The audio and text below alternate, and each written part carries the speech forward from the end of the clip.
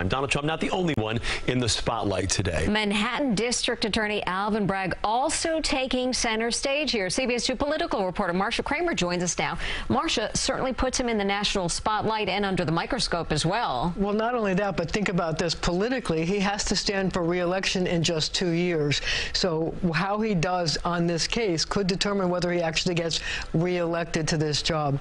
And, you know, he has run into some problems with his supporters because of his positions on bail reform. And so this gives him an opportunity to come back into the spotlight and to say to his supporters he's tough on crime. Now, he is a very smart prosecutor. He's Harvard trained, and I can't believe that he would bring a case that he didn't feel he had a fairly good chance of succeeding at. So remember, his political life is on this, under the spotlight, and it could be whether he succeeds or fails. Going to be very interesting to see when this indictment is unsealed later this afternoon, what exactly exists there. Let's talk about who's expected to potentially testify. Well, you know, this is going to be sort of an interesting thing, because I think that what people haven't focused on is the fact that a number of Trump intimates were called into the grand jury and are expected to testify.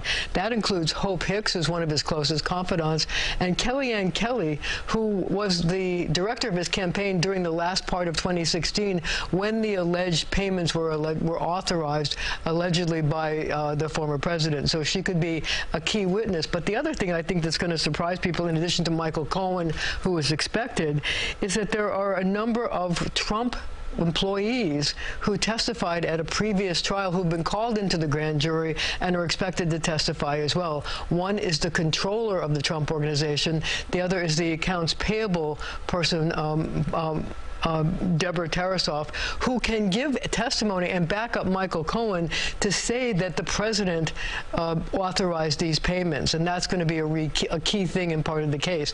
Now, remember this, that Michael Cohen, in his book, also said that another Trump employee, Alan Weisselberg, was said to have arranged the payments.